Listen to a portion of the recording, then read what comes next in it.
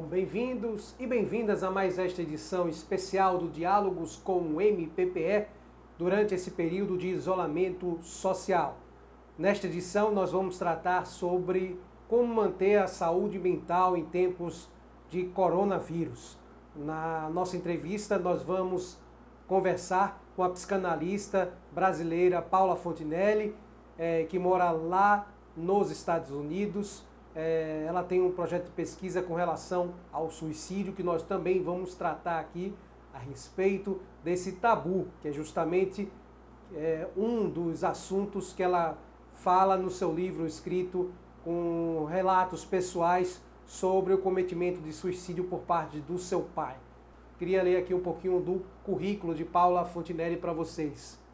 Paula Fontinelli é psicanalista com mestrado em saúde mental nos Estados Unidos. Após o suicídio do seu pai, tem dedicado sua vida à quebra do tabu que acompanha esse tema.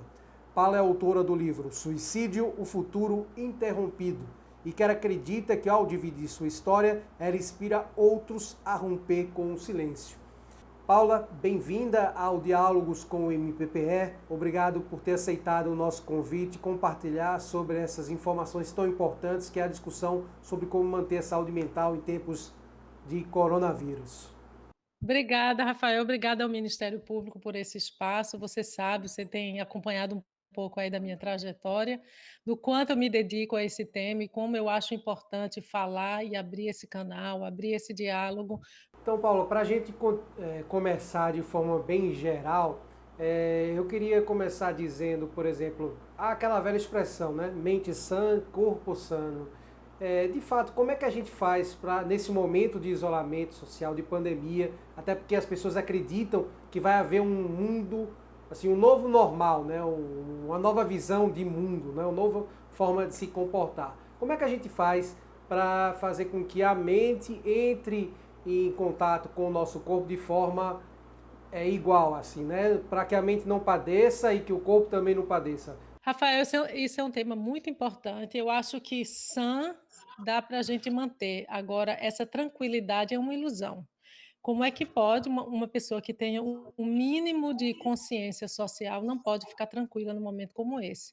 Agora, o que é muito importante a gente entender é que essas sensações que a gente se tem tido ultimamente, principalmente emoções como ansiedade, que eu acho que é a que mais domina, né, tristeza, esse senso de perda, o luto que muita gente, muitas famílias, infelizmente, estão vivendo um luto diferente, que é um luto sem você poder dizer adeus, né, sem você tocar na última vez da pessoa que você ama, olhar, enfim, todos esses rituais que têm o seu valor, não é só um valor simbólico, mas é um valor de fato de processamento dessa perda.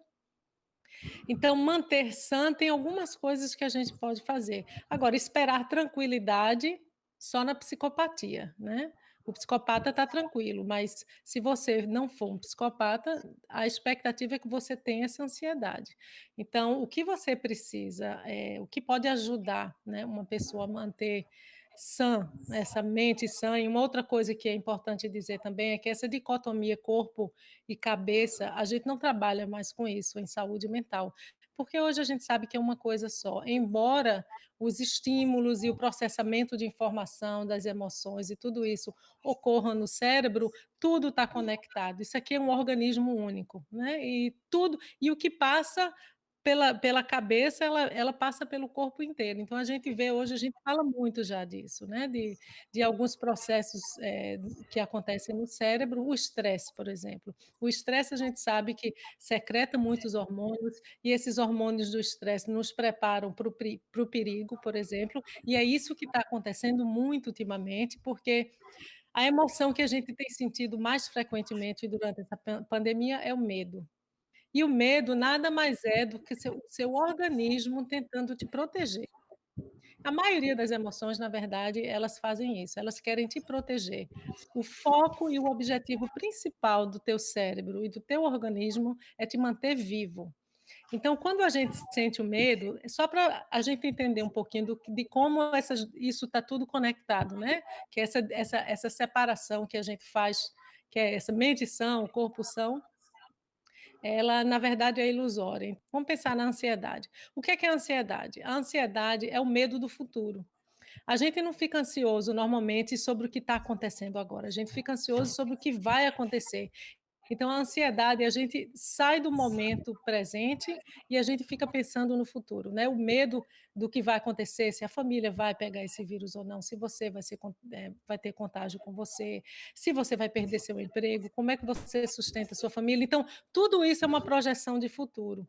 Então, uma coisa que ajuda muito a combater a ansiedade é você tentar focar no presente. Tentar focar no momento em que você está vivendo. Então, isso tira um pouco essa projeção do futuro e te acalma. Um outro ponto também que é importante entender, e eu falei um pouco no início, é a função que tem essas sensações que a gente está sentindo, né? O incômodo que a gente tem, muitas vezes, é a dificuldade que a gente tem nessa sociedade individualista, em que tudo tem que ser muito rápido, as pessoas têm que estar muito felizes o tempo inteiro, porque é isso que a gente vê em mídias sociais. Então, entender que todas as nossas emoções, elas têm uma função, e muitas vezes uma função vital. A solidão, por exemplo, que agora é o tema do momento, né, que as pessoas estão se sentindo muito sozinhas e isso tem tido um impacto na saúde mental muito grande. O que é a solidão? Vamos pensar nos nossos ancestrais. Milhares e milhares de anos atrás, se eles não vivessem em grupo, eles morriam. Então, só sobrevivia quem vivia em grupo, porque eles caçavam junto, cuidavam um dos filhos dos outros. Então, a solidão, na verdade, é um sentimento, é como se fosse uma sinalização vital de que você precisa de pessoas. O ser humano, ele é um ser social. É assim que o nosso cérebro funciona. E o cérebro identifica você ficar só e sentindo-se só como um perigo. Então é por isso que ele causa essa sensação de mal-estar, para que você procure o outro. Paula, como é que a gente pode encarar esse paradoxo? Que, por exemplo, as pessoas reclamam de que não estão conectados com seus amigos, com seus familiares, por causa da questão do isolamento social. Mas, ao mesmo tempo, quando a gente não vivencia esse momento de isolamento social, a gente também não está conectado. Uma mesa, uma confraternização de uma família, tem 10 pessoas numa mesa e cada uma está com um aparelho celular conversando com a pessoa do lado pelo telefone. Então, ou seja, reclama-se que está isolado, afastado, mas ao mesmo tempo, quando se está presente, também se está afastado. Ou seja, eu estou falando com a pessoa do lado pelo celular. Como é que a gente explica essa questão? As nossas telas hoje, de fato, ao contrário do que elas se propuseram, não é, quando foram lançadas os iPhones da vida, elas de fato elas estão nos afastando. Não é só das pessoas, viu? Elas estão nos afastando de nós mesmas. Porque a gente não está vivendo o nosso presente, né? O nosso presente hoje só existe se ele for postado.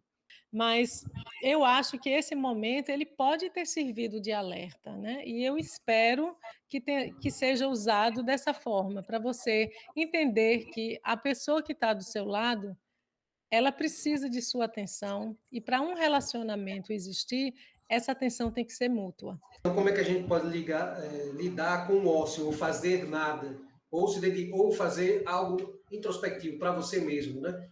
Aquele momento de descanso realmente de apaziguar sua mente, ficar só o eu com o eu, né? Olha, o ócio, primeiro de tudo, é importantíssimo para o seu cérebro, tá? Eu sei que a gente hoje tem uma dificuldade muito grande em lidar com ócio, e isso não tem nada a ver com a pandemia. A pandemia, na verdade, Rafael, o que ela fez foi escancarar processos que já estavam em andamento.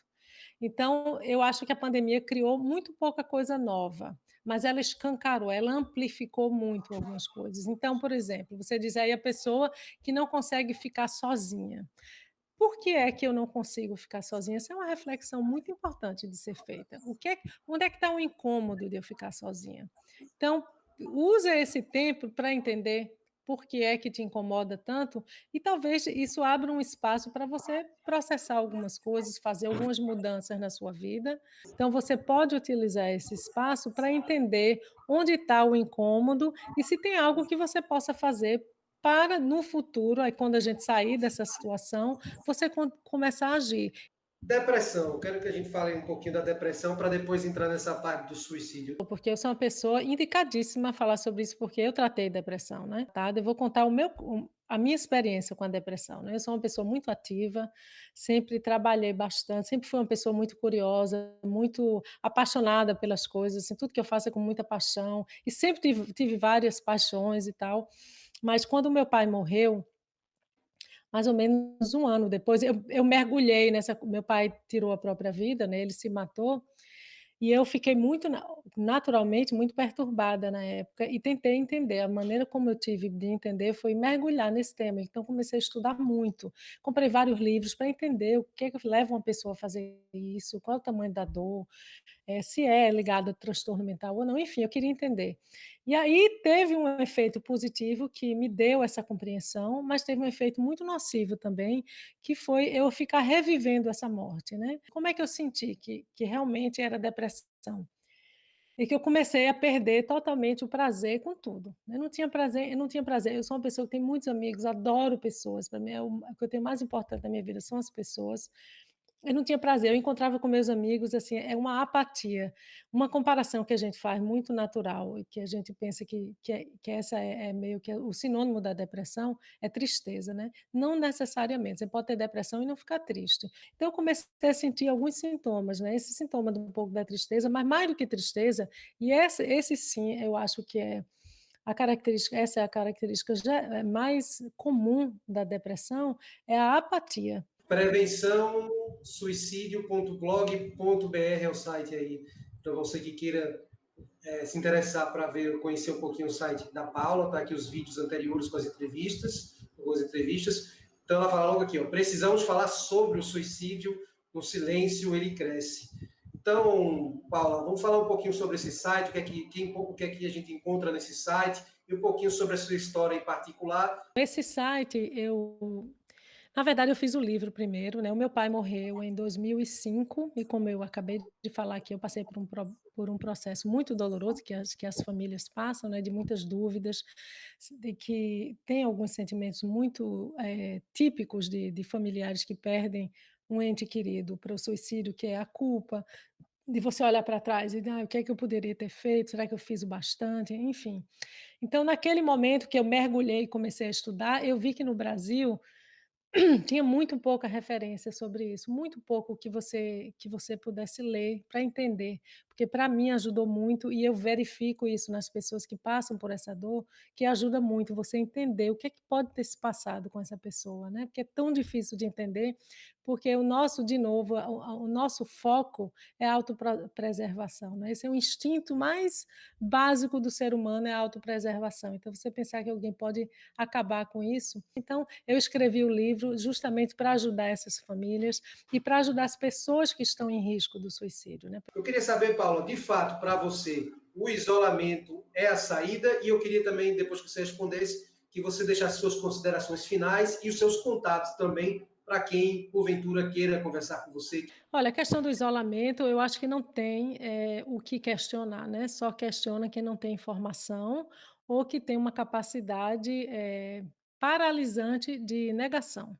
Em relação a como se comunicar comigo, o site você mostrou, é prevençãosuicidio.blog.br.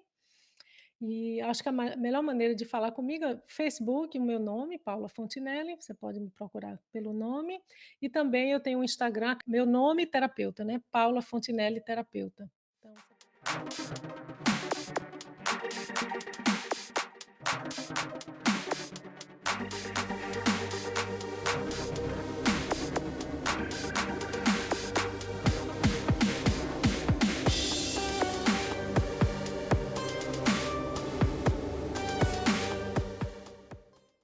Ministério Público de Pernambuco.